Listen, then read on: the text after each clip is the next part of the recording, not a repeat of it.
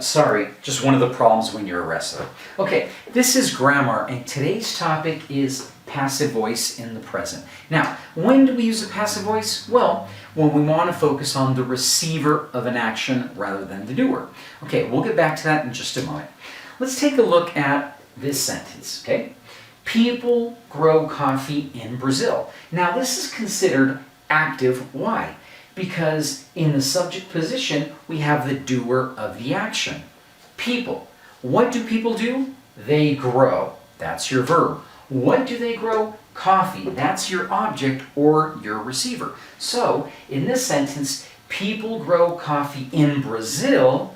We can see that people is the doer of the action is grow, the receiver is coffee, and your complement is in Brazil. Now, if I want to change or transform this sentence into passive voice, what I'm going to do is I'm going to focus on my receiver. The receiver is coffee, and that is going to go here in the subject position. So I start my sentence with coffee. Next, I need my verb. This is my verb, is grown. However, every time you use passive voice, you always need the verb be and your verb in past participle. How do I know what form or what tense of my verb be I should use? Well, I take a look at my verb in active voice, and we can see that this verb is in present. So my verb to be has to be in present. So present grow, my verb to be is, because it's coffee, third person singular, coffee is. Then that same verb is the verb I have to use, but now in past participle. So you have to know your past participles very well, okay? So is grown is going to be our verb. And then finally, we have here the doer of the action, which is people, but before people or the doer, I have to use by, because I have to say who is doing the action. So coffee is grown by people. Complement in Brazil. So now, this sentence transformed into passive is coffee is grown by people in Brazil. Now, just one thing here. It's obvious that people grow coffee, okay? So I don't have to say, in this case, I don't have to say the doer of the action. So we could eliminate this, which is the most common way to say the sentence, and it would be coffee is grown in Brazil. Now, I said that we use passive voice when we want to focus on the receiver of an action. Many times, the receiver is more important than the doer, or the doer is not important at all. So if that's the case, that's one of the times that you're going to use passive voice.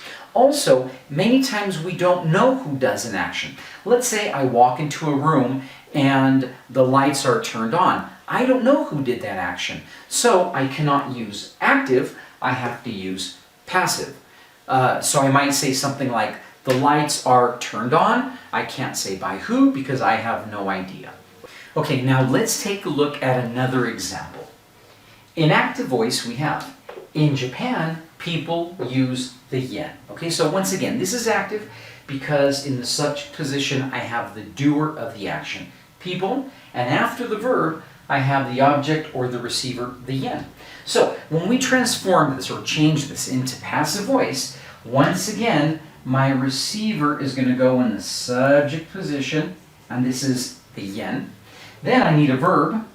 Okay, remember the verb is the verb be plus my main verb in past participle. So once again, this verb is in present, so my verb is in present. The yen is, the yen third person singular, and my main verb in past participle used. So my verb form is used. And then finally, we have the doer of the action. And don't forget by, okay, by people.